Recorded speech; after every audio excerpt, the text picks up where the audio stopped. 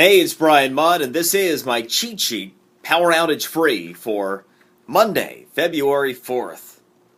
34 minutes of a power outage. That's about the point where I had to check out the game to get ready for today, and so I hear that the game ended up getting much better in the second half.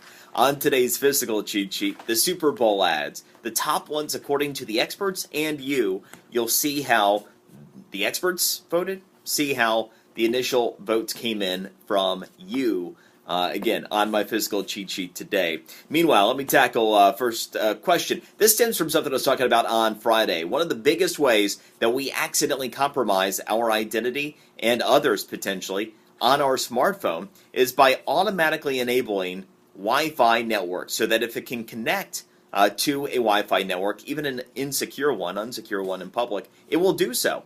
And this makes sense to do from a data saving standpoint. If you can use Wi-Fi, you don't have to use data. It could end up saving you money, but it could end up costing you your ID. It's the fastest way that identities are being stolen with smartphone usage. And I got a question from a listener. So what's the best way on an iPhone? Now, this will be similar for all phones to avoid that issue.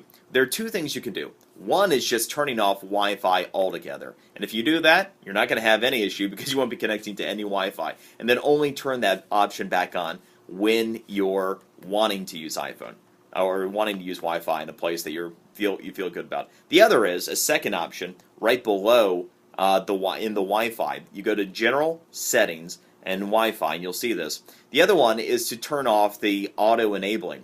If you turn off auto-enabling, what that will do is it will only connect to Wi-Fi networks you've identified as being secure automatically. So there are two different ways to do it, and it is a good thing to do to try to protect yourself from accidentally getting compromised by connecting to a Wi-Fi network that you didn't even know your phone connected to. Now, meanwhile, could Twitter be hacked? On Friday, there's still some debate about it from Twitter and also from some folks inside the company.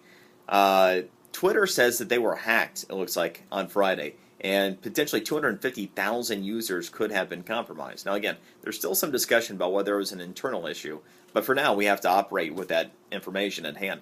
And if Twitter was hacked and compromised the way that the company says they were, you potentially could have your email address, username, and password, and potentially a phone number as well that would be compromised. So keep all of that in mind if you're a user of Twitter. And one of the other things that's important too, if you utilize the username and password for any other accounts, especially financial in nature, I would change the username and password on those financial accounts in case they go around and computers phish using these username and passwords to try to compromise.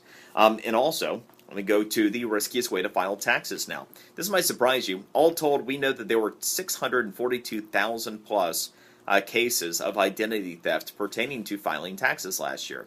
Many people think that the most common way this happens is by e-filing. That is actually false. Yes, e-filing, if you have an infected computer or if you're doing it on an unsecure network, could lead you being compromised, but the number one way that people were compromised last year, the old paper filing system. Think about it. You get all that personal information, the Bible, the gospel about you financially for identity thieves, all there in one packet you're sending to the federal government.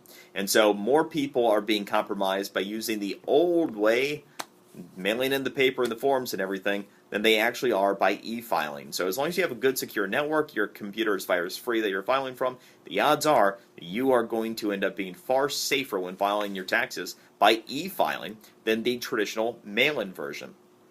There's a big win for Apple.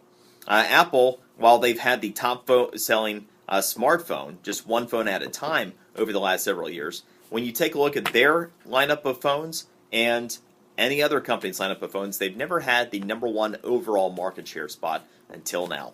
Samsung, which had held the U.S. mark since 2008, was knocked off at the end of last year with numbers we just got by Apple. Apple, with 34% of all U.S. market share in smartphones, is now number one for the first time ever, and Samsung number two. Though recent selling trends suggest that Samsung, by the time we're done with the first quarter, may end up getting that title back. More for you on the physical cheat sheet. Enjoy your day, and we shall see you tomorrow.